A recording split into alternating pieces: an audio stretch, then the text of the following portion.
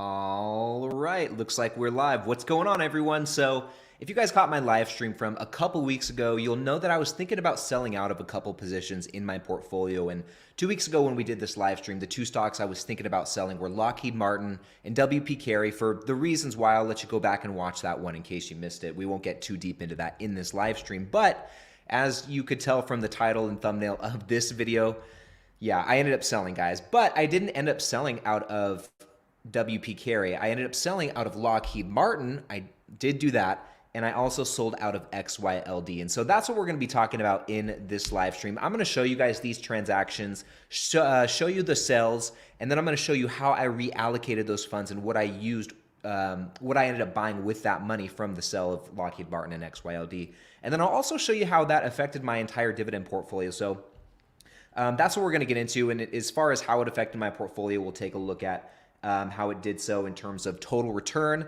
how it affected my dividend income, and how it affected my portfolio's diversification. And just kind of I guess a little sidebar here. I just was taking a look at my dividend portfolio tracking spreadsheet, which prior to this, I set it up to show like the before and after. And it's kind of being wonky right now. It's not reporting the dividend income quite accurately. Like some of it's just not loading, but I remember the difference on, in my head. So when we get to that point, if it's still wonky, we'll just, we'll figure it out. But anyway, guys, we'll get to that in just a moment. First, welcome to episode number 27 of the Dividend Happy Hour. I'm so stoked to see you guys here tonight, and I hope you had a fantastic week. And I think a cheers is in order. It's always a good way to kick off these live streams. So cheers, guys. I hope you had a fantastic week, and thank you guys all for tuning in tonight for another fantastic Friday night here. I see you guys are listing what you're drinking there in the live stream, or in the live chat, excuse me. I'm kind of lame tonight, guys. I'm actually sipping on a cup of coffee. I don't know what it is, but I just got super sleepy about an hour and a half ago, and I didn't want to come into this stream like half asleep. So sipping on a cup of Joe, which is never a bad thing. But let me know in the live chat what you guys are sipping on tonight. And before we get into the main event, a couple more things, guys. I want to do a couple quick shout outs to some portfolio milestones I want to put up on the screen. Some of you guys have left in the comments. The first one here is from Elizerable. I don't know how you pronounce that handle. I don't know if you guys noticed this too, but YouTube started, instead of like names for the channels, they started putting handles kind of like Instagram or Twitter or other platforms. So I can't pronounce this one, but they said, Ryan, I just hit $350 in annual dividend income today. Thanks so much for your spreadsheet. And that's awesome. What does that amount to? That's like that's about $30 a month or so, right? On average, that's pretty dang good. Like you could definitely treat yourself to a couple, well, maybe one or two trips to In-N-Out Burger, depending on how hungry you are. So that's fantastic. Basically, one free meal from In-N-Out every month for the rest of your life. Can't complain about that. And this next milestone was from Jeff. I can read this one, who just passed $800 a year in annual dividend income, which is fantastic. What does that amount to, guys? So that's maybe about $750, maybe $775-ish, somewhere in there per month. Or no, not 775, like 75, excuse me.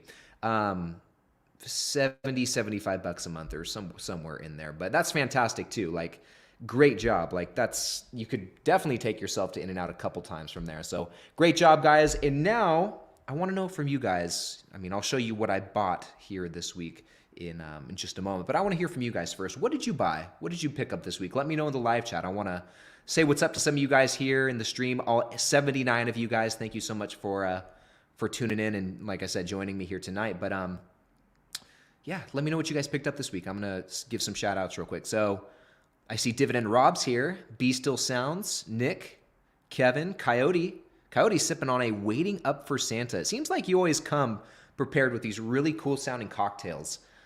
Man, I'm gonna need to take a page out of your playbook. It's an American take on the Jamaican coffee with toasted marshmallows. That sounds pretty good. Definitely like a good seasonal cocktail. And I see you guys here kind of trying to guess what I sold out of this week. And Nick here, you must have read my newsletter that went out this morning, actually. And in case you guys are not signed up for my email newsletter, I put it out once a week, usually on Thursdays. This week I put it out this morning on Friday. But if you want to check that out, it's free to sign up. There's a link to it in the description. I'm just sending out one email per week, which basically, I'll talk about just some random topic related to investing. I'll show you what moves I made in my portfolio, including the purchases, sales, dividend income, all that stuff is in there. And then I'll also share some like curated things that I listen to and read throughout the week, whether it's articles or podcasts or YouTube videos that I found interesting and want to pass along to the community. I include all of that. And I also dedicate a space for, answering questions. It's a Q&A at the end there. So a lot of good stuff going on in the newsletter. It's been a lot of fun to do. I've only been doing it for maybe a month and a half. But once again, link in the description if you guys want to check that out. Anyway, who else is in here? Sorry for the tangent, guys. Shaping's in here. Chris, Michael, Girl Dad, what's going on? JD, Mountain High. Yeah, I sold Procter & Gamble. The end. That's a wrap, guys. Charles is in here. What's going on, Charles? Lucas, good to see you, man. Pat's in here. Shamir, the legendary Shamir. Shamir, I don't think you've missed a live stream yet, man. You are consistent. I'll give you that. Phil's in here. Paolo, Caleb, Achuta. I don't know if I pronounced that one right. Excuse me if I butchered your name. Welcome. Glad to see you in here. Michael's in here. Who else we got? G-Man. What's going on, G-Man? Big Jeff, Hefe. We got Brett's in here. Will, TCAF. Jack, what's up, Jack? Swampy Kips, Raheem, man, the whole gang's here. Suzuki, man, Coach Tim, Big Pat. We got Jay Stocks. We got Adam's Apple. We got Swampy Mears. Okay, now what did you guys buy? I see some SCHD. I see some Ally, Realty Income, MPW. MPW has been a very popular one lately, for sure. We got some Jeppy, Main Street. Good stuff. Oh, Chris got some Walmart, some Intel, some more MPW. Good stuff, guys. You guys picked up some good stocks this week, it sounds like. So, Ron's in here. What's going on, Ron? Picked up some MDT, Medtronic. That's been another really popular one as well. VFC, that one had a huge drop, guys. Huge drop. I'll actually be talking about, VFC in this Sunday's video, so stay tuned for that. But anyway, tripping over my words. But anyway, how about we get into the main event, guys? So first things first, like I said, I sold Lockheed Martin, and this is what that transaction looks like. So I had about 3.7 shares of Lockheed Martin, and my average cost was, what was my average cost actually? Let me go over here one sec, guys. I should have put that on the screen here. My average cost with Lockheed Martin was $350.63, and I sold at $491.90, so quite a bit of a gain there. So my position was up a total about 40%. And when I sold, I locked in a profit of about $500. But then XYLD, on the other hand here, was not so great. So I had 20.5 shares of XYLD, and my average cost with that was $50.38. So I sold at about a $10 loss per share, locking in a 20% loss, or about a $200 if you guys want to look at it from that perspective. So all in all, I was up with Lockheed Martin quite a bit. I was down with XYLD somewhat, and total, guys, I ended up in the green with both of these transactions, a total $311.64. So despite my loss with XYLD, I still managed to emerge unscathed. Now, and by the way, that does not include dividends. So even with dividends taken into account, I definitely locked in more gains, that's for sure. Probably closer, like if we want to include dividends, I bet it was closer to like $400 total gain. But anyway, guys, that's what I sold. That's what all that looked like. So not too shabby. Ended up ahead, so I can't complain too much. And what I bought, I actually went on quite a nice little shopping spree with all of this. So I ended up reallocating these funds and picking up contributing it to 5 different stocks. Sorry, guys, I'm getting distracted by the comments here on my end. I'm going to hide those for now. I'll revisit them. And I apologize if you guys send me any super chats or anything while I'm not looking at it. I'll definitely try and just tune back in to see what I missed. But anyway, guys, with this, I purchased 5 different stocks, starting with ORCC. I invested about $140 into that, got 11 shares. KRC, which you guys know, I've been buying that very steadily for a couple months now, right? And I invested about $360 into that, bought 9 shares, which put me now at about 38 shares total with KRC. Also with ORCC, I'm sitting at about 95-ish shares, I believe. And then I put a little bit more into Jeppy, not too much, because I don't really want to have a super big position in that. But I threw a little bit of money into that. I invested $280 into that, got 5 more shares, totaling about, I think my position's now at 22 shares of JEPI. So nothing too crazy. And then I loaded the boat on both Procter & Gamble and Johnson & Johnson. And real quick, guys, I know that both of those stocks, Procter & Gamble and Johnson & Johnson, are by no means like the most discounted stocks in my portfolio. But they're not too bad either. Like my position with both of those it's only up single digits, like between 6 and 8% prior to, putting more money into it after the Lockheed Martin and XYLD sale. So, I'm not up too much. I did raise my average cost per share by investing more into those, but it's okay. Like if you just buy stocks when they're in the red and don't buy them when they're in the green, like there's some positions like those, Procter & Gamble and Johnson & Johnson, where I probably would never buy them. And so I'm not up too much in those positions. So I thought it'd be a good opportunity to put some more into that, especially considering my other 3 stocks are more higher yield, maybe a little considered a bit more risky than Procter & Gamble and Johnson & Johnson. So I thought that'd be a good way to balance it out. And I picked up 6.3 shares of Procter & Gamble and 5.26 shares of Johnson & Johnson. And I think, if I get this right, my Procter & Gamble position, I'm now up to about 22 or 23 shares. Johnson & Johnson, let me take a look real quick. I don't want to spoil it just yet, but so I won't go over to my spreadsheet and show you guys. But I'm now up to 16 shares of Johnson & Johnson. So really not too shabby. Getting up there, guys. And so overall, I feel pretty good. I feel pretty good about both, pretty much everything. Selling out of the positions that I did. I feel really good locking in the profits from Lockheed Martin. And, selling XYLD at a loss is not ideal, but I was only down like in dollars. What was that? $200. So, nothing crazy. And one could probably make the argument I shouldn't have even been invested in that ETF in the first place. And the same might be true with some of the other stocks in my portfolio, but that's we'll save that for another video, guys. But overall, I feel really good about these transactions. And now I want to show you how it affected my portfolio. So let's go over to, check out my spreadsheet real quick. And this is the after, this is the before. So like I said at the beginning of this, guys, my spreadsheet's not registering a lot of the data right now. A lot of these annual dividends are being wonky. So, and if we go over here, right, tripping over my words again. If we go right over here where it shows the annual dividend income total, it says I'm only bringing in like $1,250, which is not the case, guys. And this is the before. This is the before the sales. So before I made these sales, I was bringing in about $1,946, so about $700 higher than what this is showing. Now, after the transaction, oops, sorry guys. After the transaction, this says 1676, so now this is the after.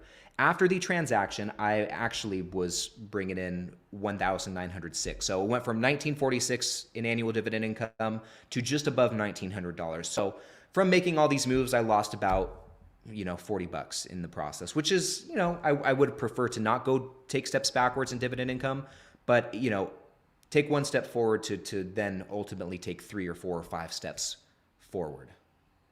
Yeah. Did I say that right? I think I did. So anyway, guys, nothing too crazy. And I'll recoup that difference in dividend income within the next, probably by the end of January. I'm not contributing any funds to my portfolio this month, so I can put that towards Christmas gifts, but back in January, I'm going to hit it hard, and we'll get that back up there and ultimately get up above $2,000 in annual dividend income. That's like the next goal, and it's like within my sights, which is very exciting. Cool little milestone. So that's what happened in terms of dividend income. Now let's go look at total return and market return. So this is the before. We're going to go over here, right? Oh my gosh. This is really screwing up. Let me just reload this page. Maybe that'll do some. I'll reload this one too. Sorry, guys.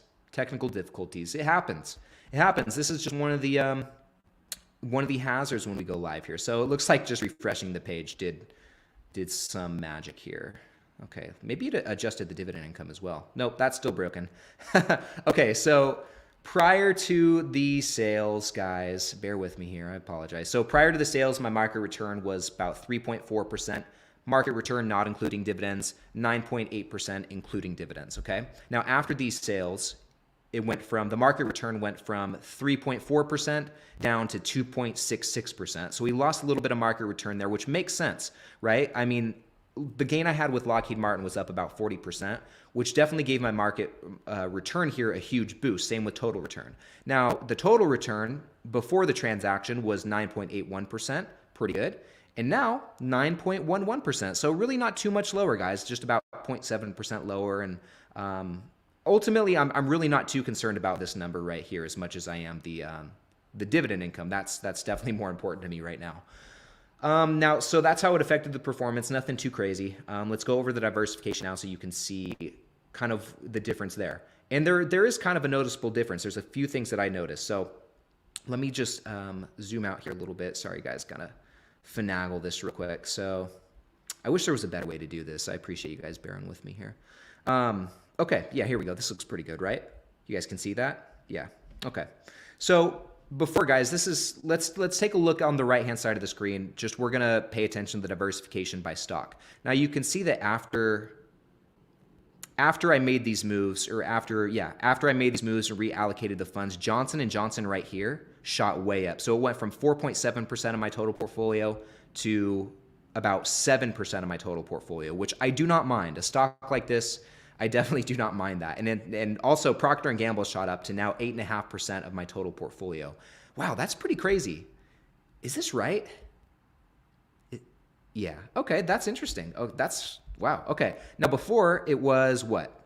Before it was 6.26%, which is still a pretty hefty position, but now it's 8.5%, officially putting it in the second, officially positioning it, so how do I want to say this? Positioning it as the second largest position in my portfolio. Sorry, guys, that was a tongue twister, apparently. This coffee's not working as much as I thought it would. But Starbucks here is still in first place, 9.5% of my total portfolio.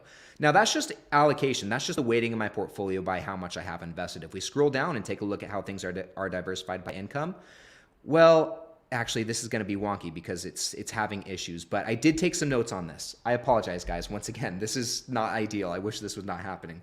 But in terms of how it affected my diversification by income, okay, here's what it did. It actually pushed Altria Group, which prior to the transaction, Altria Group was maybe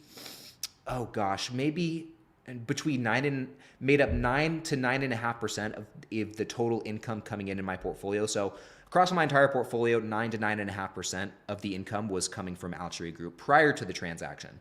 Afterwards, it jumped up above 10%, which is probably honestly a bit more high than where I'd like it to be. And because of this, I don't have any more plans, even prior to this. I don't have any more plans to contribute more to Altria Group at this time, just because I don't want that.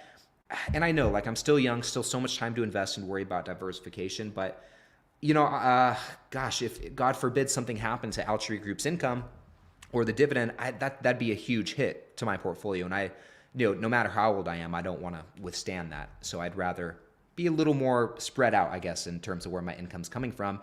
And that's why I'm kind of glad to have invested in some of these other companies like Johnson & Johnson and Procter & Gamble, because, you know, those are about as safe as it can be. I mean, Altria Group, it's a dividend king. I do think it's pretty safe, and I'd be very surprised if they ever cut the dividend. Stranger things have happened, though, guys. So you got to be prepared. But anyway, that's pretty much how it all went down, guys. Made those two sales, picked up, you know, some good stocks. And yeah, I feel pretty good about everything. So with that, guys, I want to put it back on you. Let me know, what was the last stock or the last stocks that you sold out of in your portfolio? Let me know in the live chat, or if you're watching the replay, let me know in the comments below what was the last stock you sold out of? And if you feel so inclined, why did you sell it? And what did you reinvest into? You know, you can feel free to include as much information as you guys want in the comments or in the live chat. And I'll put some of these up on the screen too, some of these submissions. I'd love to go through them. But now with that, I'm going to scroll back up and go check out some of the comments and in the live chat and see what you guys have to say. And real quick, guys, there's 140 of us here in the live stream tonight, which I think actually is the highest amount of people in this live stream that we've ever had. So I just want to take a quick moment to thank all of you guys for tuning in tonight. It's crazy that 140 of you guys are sitting here listening to me just trip over my words for the last 20 minutes. But I appreciate it nonetheless. And I always look forward to these Friday night streams and hanging out with you guys for this hour. So, you know, once again, thank you. But yeah, let me know in the live chat, what was the last stock you sold out of, all that jazz. I want to put some of these up here. Okay, so, and then after this, I want to go back up and see what I missed in the comments. So 333 here, the last stock 333 sold out of was Coca-Cola and bought Realty Income. Okay, nice. Phil here just sold BNS for TD. Better growth for TD opposed to BNS. Okay. I believe, I know TD is a Canadian bank. Is BNS a Canadian? Oh, that's Bank of Nova Scotia, right? I think that's what BNS is. I think those are both Canadian banks, correct? Okay, Dividend Rob here sold NHI and bought some Verizon. Yeah, Verizon's, man. I've been, the last couple of months, I've been picking up some Verizon here and there as well. Verizon's looking definitely cheap. Verizon's been interesting to me. Like, I talked about this in a video recently. This is like the first time since I started investing. I've been investing now seriously for the last probably 3-ish years. This is the first time that Verizon is actually like, the sentiment's lower with Verizon than it is for AT&T. I just find that very interesting. The last couple of years, AT&T is just like could not catch a break. Like people love to hate AT&T and still do. I know people still do for, rightfully so. I get it. But, Verizon's definitely been catching some slack lately. Very interesting. Okay, Phildo the Great. My last sell was Enbridge. I sold it because the conversion from Canadian dollars to US dollars annoyed me. Fair enough, man. Fair enough. Victor here sold CVS to purchase higher yielding stocks like Altria Group. I dig that. And I know some of you guys have your qualms with Altria Group. That's totally fine. Totally understandable. The beauty is like there's plenty of other great stocks out there. Mountain High sold. Oh, had some pretty big sells here. Okay, sold Stanley Black & Decker, Merck, Beatrice, Kinder Morgan. I don't know what GKS is, but sold GKS. Sitting on the cash and building more cash to go into Q1. Nice, that's cool. I don't know if it was last week or I think it was last week. I believe it was last week. We were talking about dollar cost averaging, and someone had mentioned that what they do is, so let's say they invested, I don't remember the exact number, they invest like $100 a week into their portfolio. A certain percentage of that, they'll just keep in cash, just for kind of like what you said, Mountain High, just getting ready to kind of build a war chest. And I really like that. That's something, I don't know why I'd never considered doing something like that. Just not that smart, I guess. But I thought that was a really cool idea. And I think going into next year, I'm going to start doing the same. Just, leave a percentage of my contributions just sitting in cash in the brokerage account, just in case I want to start a new position or see a good opportunity. I think that'd be a good way to kind of get the best of both worlds, still continue feeding the portfolio, investing, but also being ready for whatever opportunities come. Okay, Coach Tim. Sorry, guys, tangent. Last I sold was MSEX. Oh, hello. Bought at $34 and sold at $106. Invested in Realty Income. Good job, man. That's great trade there. Lucas sold Target, 2 shares with a few shekel gains. Nice. I love the word shekel. That's funny. On that note, Target's been sitting on my buy list for a while now, but I've kind of started to rethink that. I actually don't know how much I want to add it to my portfolio.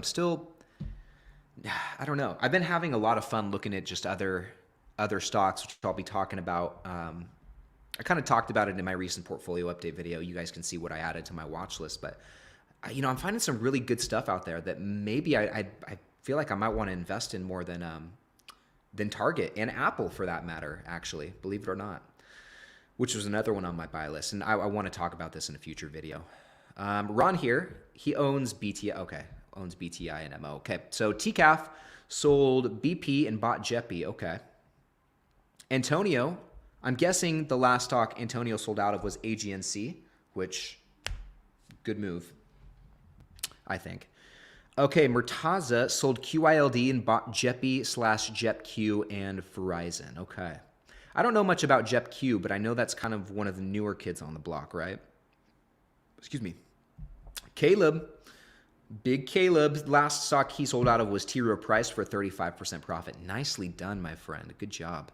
JD sold out of SVOL and bought WBA. Nice.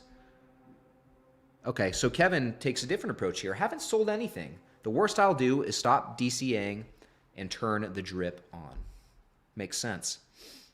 Shamir, I just sold my penny stocks in my taxable account at a loss, and once the funds settle, I'm going to transfer it into my retirement and put that into VDY. Okay, good.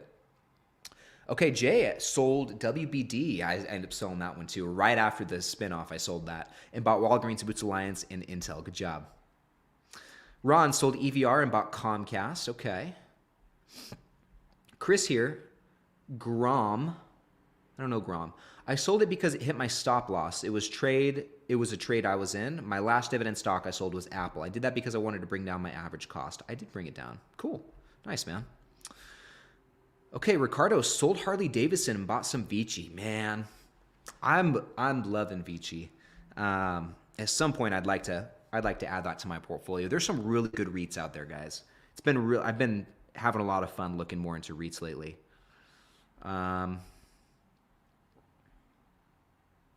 Let's see. Brett sold STZ and bought AVGO, bought some Broadcom. Broadcom's a great one. Good job. Swampy Mears sold SCCO with the last dividend cut. I don't think I'm familiar with that stock. Let's see. Last stock Andy sold was Glaxo. Billy added a new position in NOC. Potatoes and Gravy. Haven't sold anything, but bought more shares of Verizon, Ally, UPS, SCHD, Altria, and ORI over this past week. Wow, nice little shopping spree. Let's see. Oh, okay. Mountain High. GK. Okay, gotcha. Thank you for clearing that up. Let's see here. Nick here sold APD, well in the green, bought RY, Microsoft, and TELUS? Let's see here. Okay, Andy, nice. I bought Alibaba at 59 and sold at 80. Profit $30, around a 2K trade. Good for you, my friend. TCAF, you guys might want to be able to answer this in the live chat or in the comments below. Wasn't WBD a buy from Buffett? I don't believe so. I could be wrong on that, but I don't believe so. Cool. I'm all caught up in the comments. Wow, that is very unusual. I'm going to scroll back up because I know I missed some when I was going through my spiel there. So let's see here. And I know there's some questions up here too, so I'll start going through some of those. Shaping. VF Corp has the highest dividend yield in all the S&P 500 companies. This is exactly what I'm talking about on Sunday. Stay tuned. Stay tuned. VF Corp. I don't think it's the highest though. Verizon.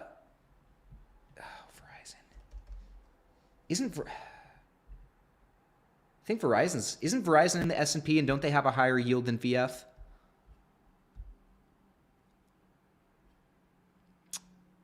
Let's see. Let me see here. So Jay here, very nice. Like your picks for the most part. Jeppy has no upside though. The only one I don't like. So, I actually have some thoughts on this growth versus income sort of thing. I've been thinking about this a lot lately, and I'm going to make a video on this next week. And I see I just got a super chat, $5 super chat. I'll get to that in just a second. I want to finish this point real quick. So there's two different ways, obviously, you can benefit from buying stocks, whether through share price appreciation or cash flow. But if you work out the numbers, it's really all the same. If you're getting an 8% return, it's the same. It's more or less the same if you're getting it from share price appreciation or dividend income. 8% is 8%, no matter which way it comes from. And with most stocks, with most dividend stocks, you're getting it from both. Now, historically, and this is kind of the rule of thumb, the higher the cash flow return a stock has, the higher the yield it has, the less appreciation it will see. So it's kind of a trade-off there, right? But at the end of the day, if you're getting a 10% return, it doesn't make a difference if it's coming from cash flow or if it's coming from growth. In some capacity, it becomes preferential. Now, a lot of us dividend investors, and we don't have to get into the whole thing. I really wanted to make this quick point. For us dividend investors, a lot of us opt for the cash flow side of things and maybe wouldn't be as concerned with growth. Now, I do think it's important to have a balanced portfolio that offers both, especially if you're someone who's younger like myself and a lot of us in here who I know still have plenty of time left before retirement. So you don't exactly need to go full force with income. But if you're investing in something like Jeppy, although it doesn't do much in terms of share price growth, you're still locking in a pretty nice 10% return, which is still beating the market across a long period of time, the historical average of the market. So I don't know, just a quick rant on that. Just something I was thinking about lately.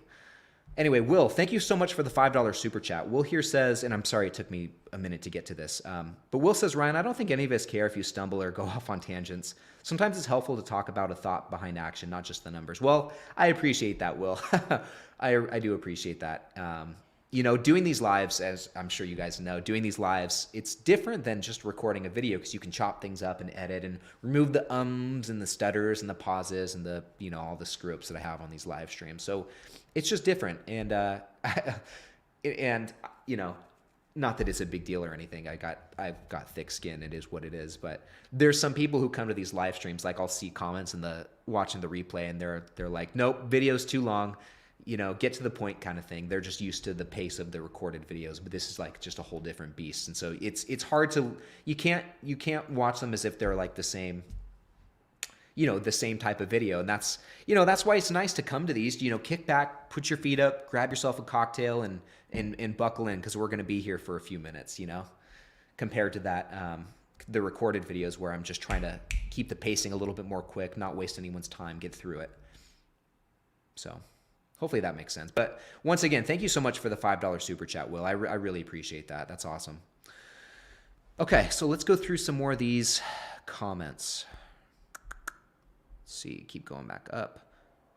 Hey, Mark, I see you in here, man. How are you doing? Happy Friday. Let's see. Where did I leave off?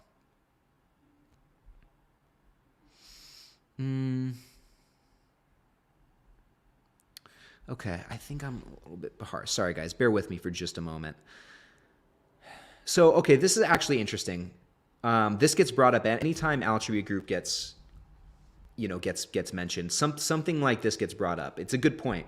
TCAF says, Altria seems scary in my opinion. With the push to try and get rid of cigarettes and soon ban of vapes, it seems iffy for me.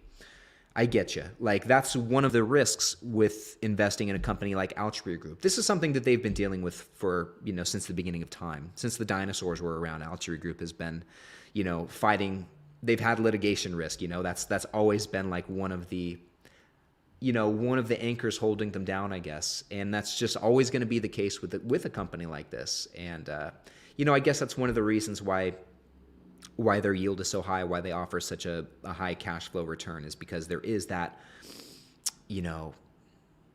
that perpetual litigation risk and their constant battles with the government. And regarding the push to get rid of cigarettes, I don't know as much about the push to get rid of vapes. I haven't heard as much on that.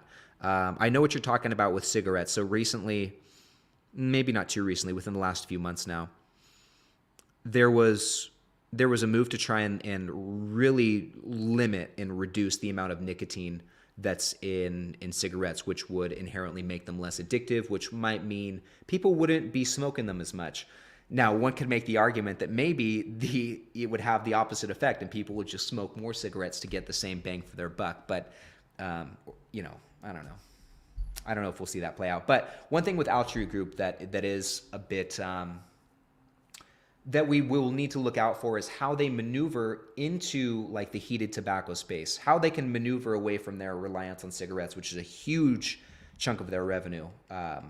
Obviously, how they can maneuver and find a better balance between that and also growing something more in the heated tobacco space. And they just recently, within the last couple of months, I'd say, I talked about this in a video or a couple of them, they just they basically canceled their non-compete agreement with Juul, which is one of their subsidiaries, one of the companies that they owns. So now it gives them the freedom to make other acquisitions for heated tobacco products or come out with their own products under some of their other pre-existing brands that they own, like Marlboro, which would be a great move. Like in terms of brand and recognizability and I don't know, familiarity is probably a better word. Marlboro is right up there with the likes of Coca-Cola, with the likes of Apple. It just, what it is. It is one of the world's most iconic brands. and it would probably they would probably do pretty well if they came out with a heated tobacco product, or one would be more likely to succeed if they came out with a heated tobacco product, some sort of vape thing under the Marlboro name, and some of their other brands too. They've got some other great brands in the tobacco space under their umbrella, like Copenhagen, Skoal, Black and Mild cigars. They also, obviously have some other stuff. They've got their hands in cannabis. They have an investment in Anheuser-Busch, right? AB InBev is what it is. So they are somewhat diversified. It's not just cigarettes. There's more to the company than that. And the headwinds in front of them these next few years, they're very aware of, and they're working hard to transition. So let's just see how it plays out. So anyway, let's keep moving on, guys. Let's see. Okay, I think I've seen a lot of these comments already. Yeah, okay. So let's keep going down.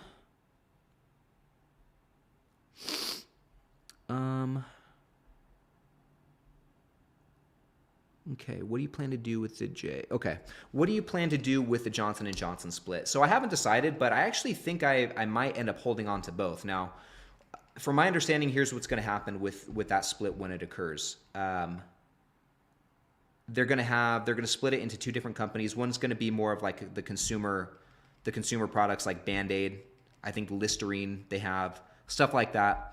And then on the other side of that, NyQuil, Vicks VapoRub, all that stuff. Then on the other side of that's going to be the pharmaceuticals. So medical equipment and, the pharmaceutical drugs, whatever that they do there. That's going to be a separate company. And I think I'd hold on to them both. I know the medical tools and the pharmaceuticals is going to be more growth, while the other side of that, the consumer products, is probably going to be more stable. But yeah, at this point, I just plan to hold on to them both. That could change, though.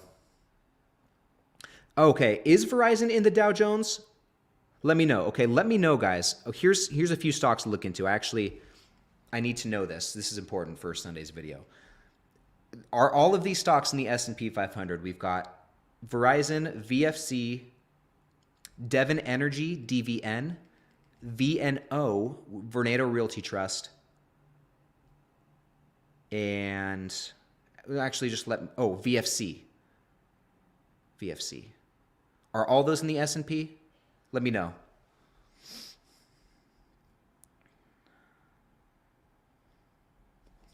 I feel a sneeze coming on, guys. Oh, Aaron, this is a good question. So, do you ever use the Schwab equity ratings when looking at stocks? By this, I mean the grades A through F that they assign to stocks. I do. I mean, I look at them. I've been using more of Schwab's research tools lately, and I really like them. One of the cool things about investing with Charles Schwab is they give you free access to like Morningstar reports, Argus reports, Reuters, S&P 500 or S&P reports, pretty much on any stock where they're available for free. So I've just been downloading them actually and putting them onto my iPad and just reading, and it's been great. Really like that. Okay, Anthony, what's going on, man? Hello from Modesto. Nice. What are your thoughts on IIPR? I think it's a great REIT. If you go look at the financials, they're seeing a lot of growth, both in terms of rental revenue and the bottom line, the adjusted funds from operation, which is what real estate investment trusts use to pay the dividend, seeing very nice growth. Now, the downside or the potential risk with IIPR obviously is surrounding legalization of weed and all that jazz and what that's going to look like. But I thought, and I'd have to do more research into this, I thought there was some way that they kind of stay insulated from that. Like I said, I need to do more research into it, but just at a glance, I think the financials are awesome. Obviously, the dividend seeing some nice growth and the yield is high. But I would need to do some more research on the actual assets that IIPR owns. But I like the gist of it. Yeah. Okay, Ron, first time watching your live stream and enjoying it. Well, thank you. I appreciate you saying that. I'm so stoked to see you in here. We do this every Friday night, unless I'm betrothed for whatever reason. But yeah, all things the same. Every Friday night, starting at 5 p.m. Pacific time, which would be 8 p.m. Eastern time. And then Coach Tim shares a similar sentiment. This is the perfect way to end the week. Thank you. Thank you, man. I wouldn't be doing this if it wasn't for all of you guys continuing to tune in. So thank you guys. And TCAF, thank you as well. Let's see here. Keep going.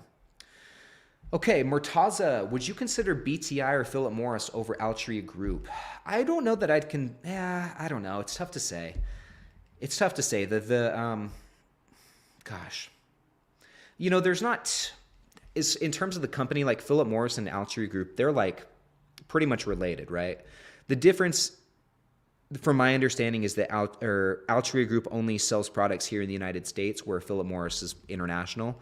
And then BTI, obviously, you get more international exposure there. So that is one of the plus. But I don't know as much about BTI's product, so I can't really answer that with confidence, unfortunately. Jay, Ryan, I hear you. I just don't like the equity erosion that happens with the covered call ETFs. Yeah, it's not for everyone, for sure. It just depends, just depends what you're looking for in an investment. I know personally, Jay, like I wouldn't want to, at this stage in the game, I wouldn't want to have my portfolio 100% allocated toward only high yield stocks that just offer, high cash flow. I like being able to have a balance of everything. I feel like I have a really strong mix of stocks that offer share price growth, that offer like Lowe's, like Starbucks, like Snap-on's been good to me, just Chevron, AbbVie even. Gosh, I could just keep talking about it, but share price growth. I have some that offer really great dividend growth. Some of the names I just mentioned offer that as well. Then I have some others who, maybe don't do much in those departments, but offer those higher yields, and those are going to be some of the ones that I bought this week, like JEPI or ORCC or what was the other one? KRC is a decently high yielder, over 5.5% ish, or over 5% for sure. So, I feel like, and then I have the stalwarts like the Procter & Gamble's and the Johnson & Johnson. So I feel really good about where my portfolio's at. Down to 21 different positions, and it's, like I said, it's a good balance between all those different kinds of dividend stocks. So I feel like I have a very well-rounded portfolio right now. And I'm sorry, once again, this is just another tangent, but yeah, I do think it's important to, at least at this stage in the game, I can't speak for everyone, but to have a have a nice balance. Rick here. Altria is the reason dinosaurs are extinct. I know, man. I know. That's funny. Okay, this is a really good question. Anthony wants to know, would you be opposed to someone only buying SCHD in VOO, V-O-O? No, not at all. In fact, I honestly think you could get away with, you guys might crucify me in the live chat here. I honestly think you could get away with just buying SCHD. I really do. Like at least in the last 5 years, it's outperforming the S&P 500. Okay, and I know we need to zoom out over a longer period of time, but it's doing well in terms of share price growth. It's crushing it in terms of dividend stats, and I also think it's pretty well diversified. There's 105 different holdings in SCHD, over 100 for sure. And so, I feel very comfortable with that level of diversification personally. But, if that's not enough for you, yeah, sure, maybe throw VOO into the mix, excuse me. That's what I do in my Roth IRA. I have 50% of it dedicated to SCHD. I think I have 30% of it in VOO.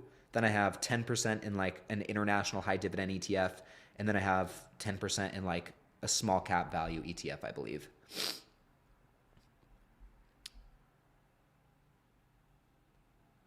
Let's see here. What else we got going on? Anthony, VOO versus SPY. Aren't they pretty much the same? I don't know. I don't know. What's the difference, really? I'm asking seriously because I don't know. Let's see here. Dang, 161 people in the live stream. Guys, we are hitting some records tonight. Thank you guys so much. That's crazy. That's crazy. Let's see. I see a lot of Altria stock going on in the live chat right now. Okay, this is a good question from Nick. Wondering what your investing time horizon is and if you consider it when making purchases and opening new positions. Gosh, Nick, this is something that I think about quite a bit because I don't know, like I don't have it like a specific number of years, but my approach is really like as soon as possible. And I'll tell you what, I don't know. I almost how do I explain this? I really don't know. I'd love it if I could get my portfolio to a place where like honestly by 50. Like if by 50 worst case scenario, that's another 20 21 years from now.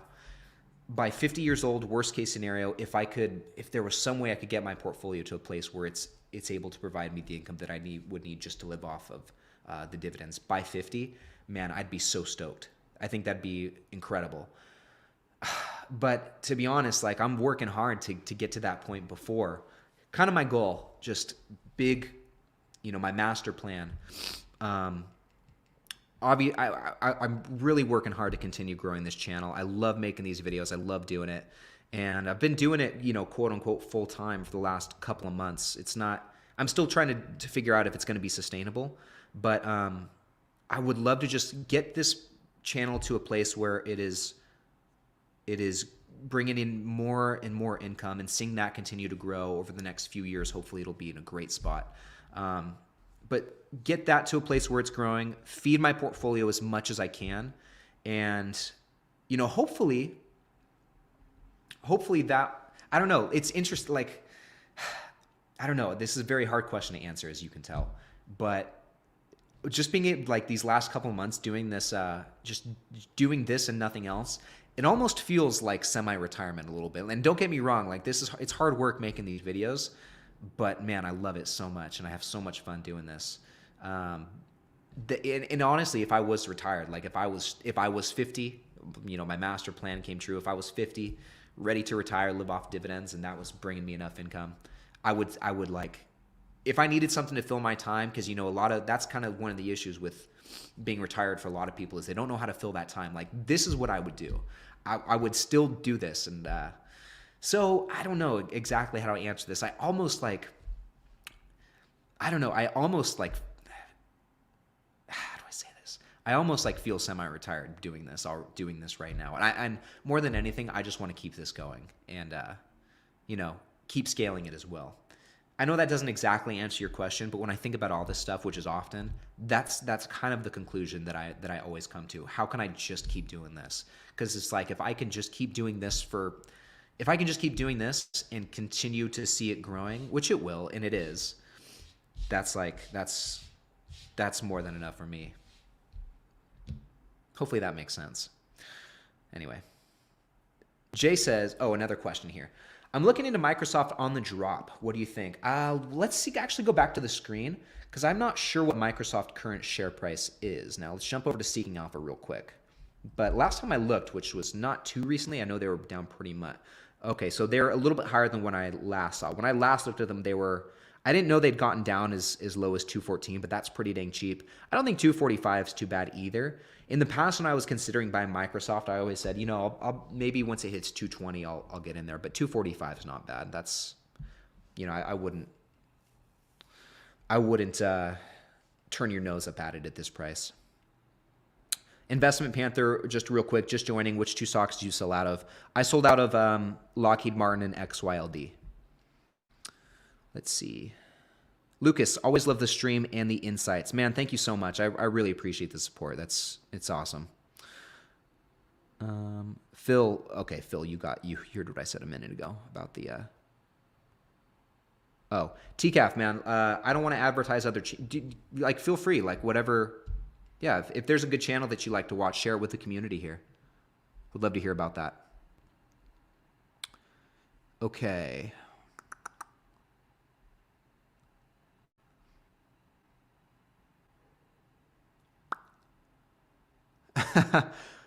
Caleb, I just wanted to say that I was your 10,000th subscriber, so do I get a cookie?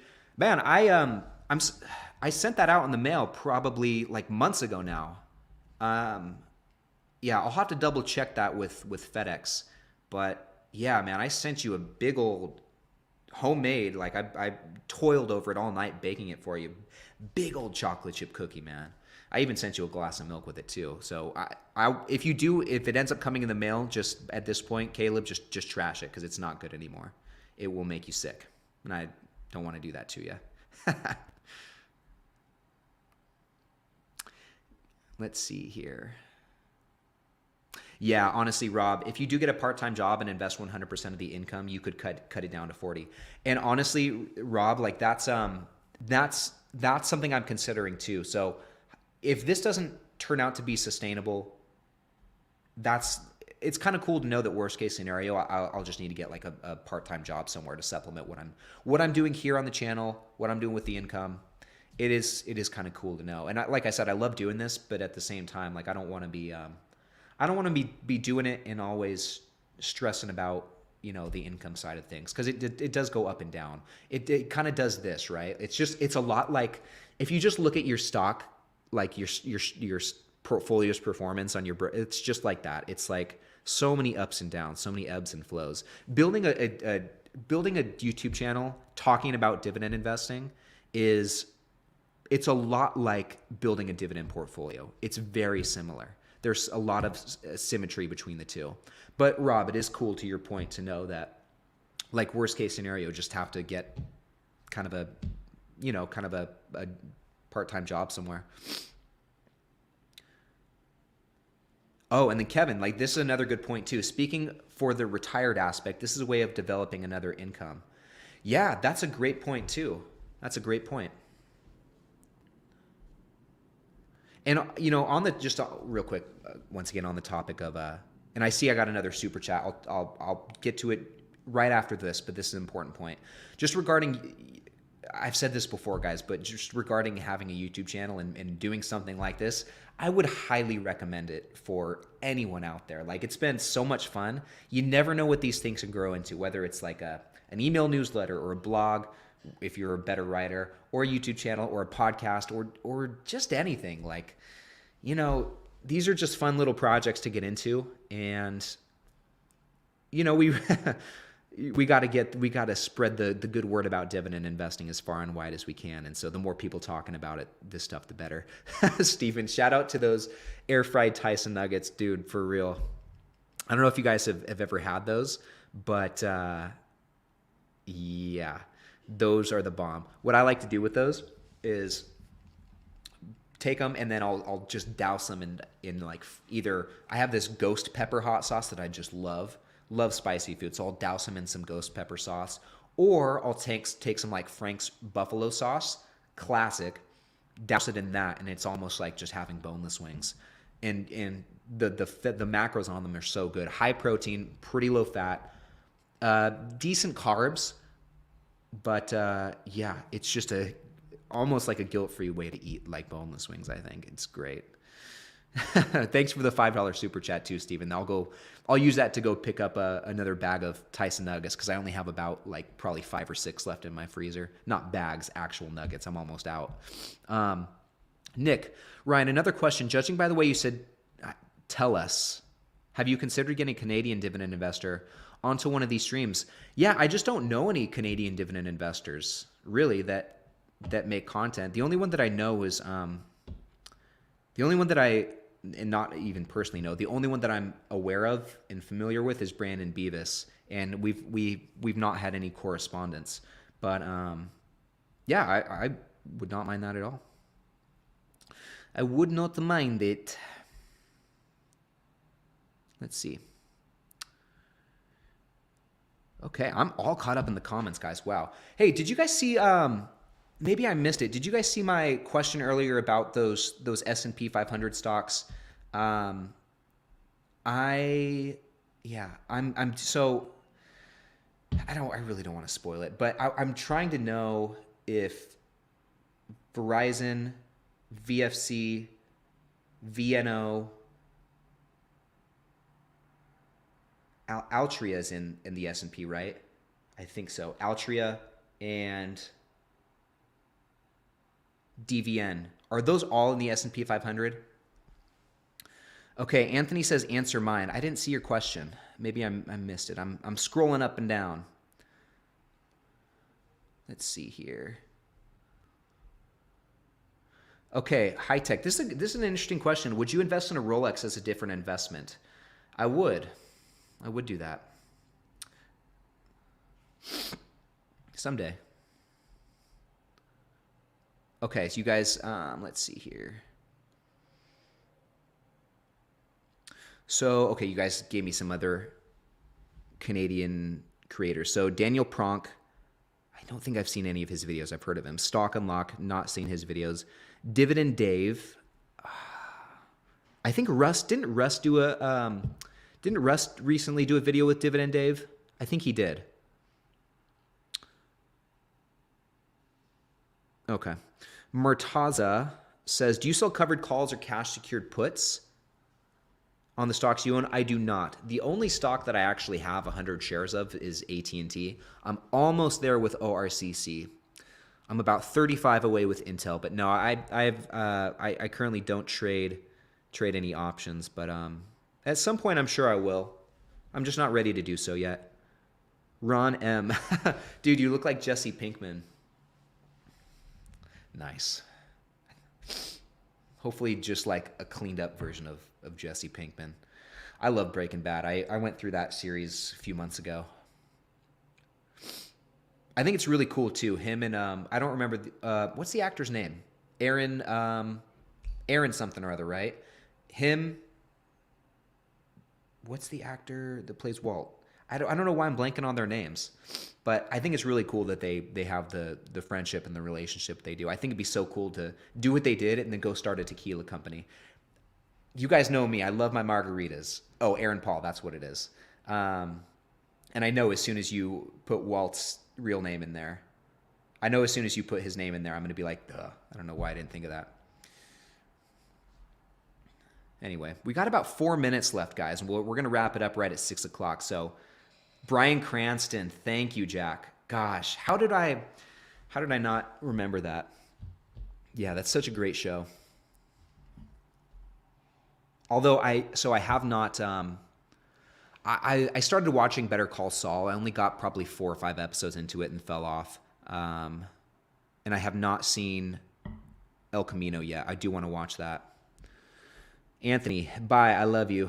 Love you too, man. Have a good weekend. Anyway, guys, 3 more minutes. Let's last minute questions here.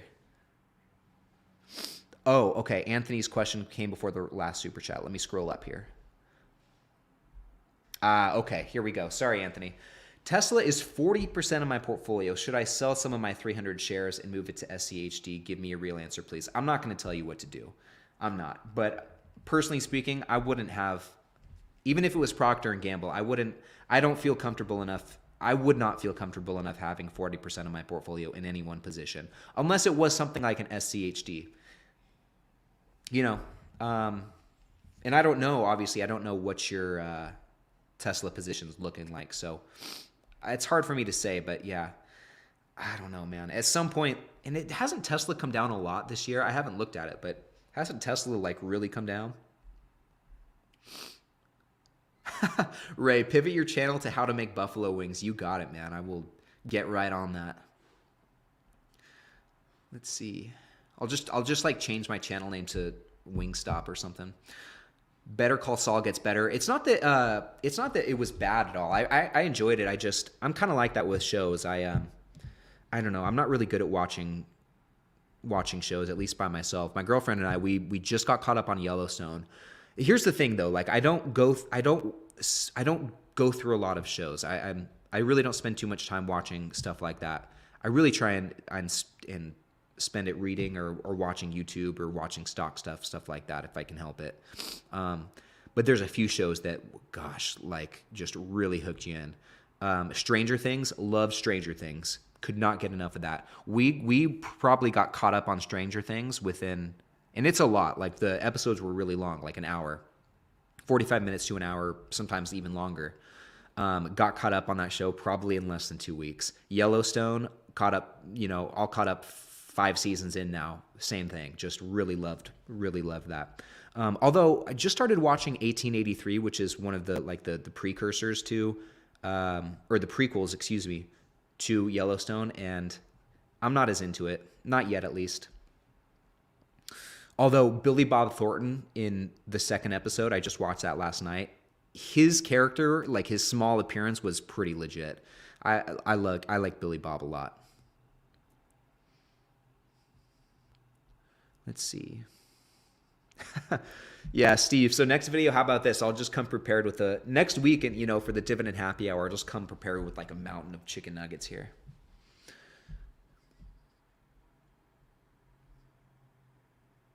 Oh, this is actually very interesting. Channel idea: the Dividend Investor's Guide to Travel and Leisure. I actually do really like that, and if and when I get to a point, Will, where dividends are, I'm actually like legitimately retired off dividends. Yeah,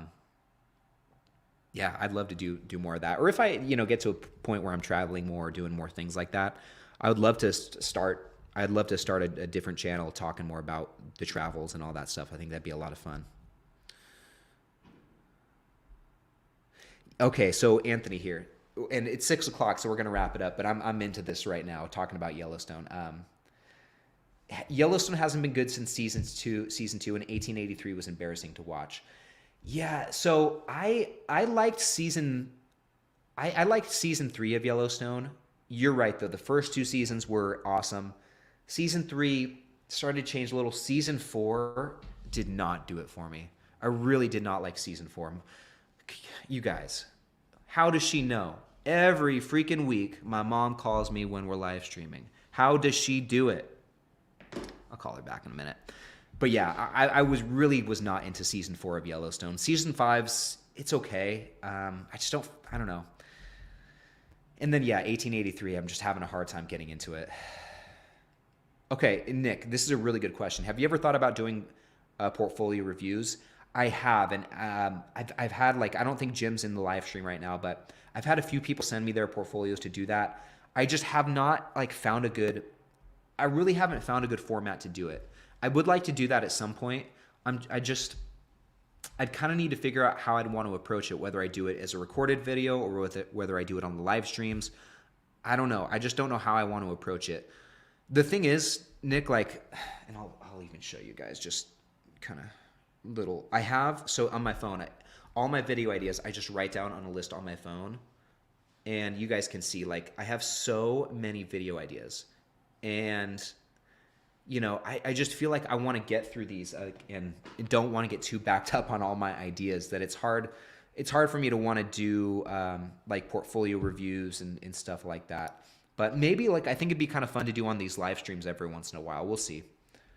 We shall see. I know there's one other dividend investing channel that does that. Dividend Growth Investing does that. And they're fun videos to watch. Let's see. Are you okay? 40 bands. Are you cooking any ideas to expand your YouTube channel, Ryan? Not really. I'm very happy talking about dividend stocks. I love dividend stocks, and I just think this is what this is kind of my jam. If I was to expand my YouTube channel and talk about anything else, it'd probably be real estate. I do have one rental portfolio, and I do have one other property. It's just a piece of land that's actually cash flowing, which is very nice. And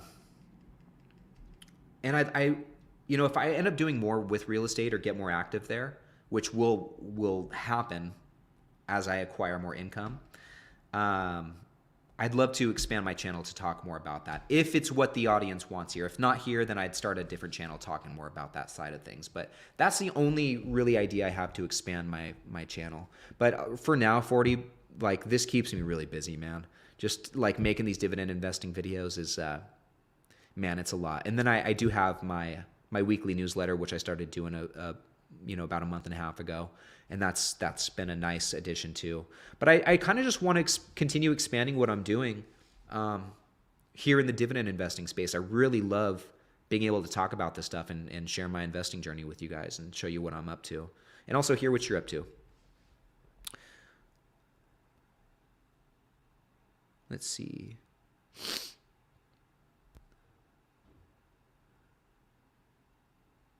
Yeah, that's another thing too. I mean, I would be careful doing portfolio reviews, but to be honest, Steve, I wouldn't approach it from the perspective, and this is kind of it's a fine line, I guess, but yeah, that's another good point. I was going to say, I would probably say if it was me, I would do this, but yeah, you're right. I don't know if I probably would be best staying away from doing those for that reason you mentioned. you know. Okay, guys, I think this is I think this is a good place to wrap it up. I see some more comments coming in, but I know I'm going to be here all night if I don't close it up right now. So let's just wrap it up here. Thank you guys all so much for tuning in. This was a record live stream, guys. We had the most people tuning in tonight, and I just so appreciate you guys doing this, continuing to come back every single week. Really have fun making these videos, doing these live streams, and hanging out with you guys. So thank you again. I hope you guys have a fantastic weekend, and stay out of trouble, please, guys. It's like no trouble. Just be good boys and girls this weekend. So anyway, you guys have a great weekend. Tune into Sunday's video. It's going to be a good one. I'll see you in the next one.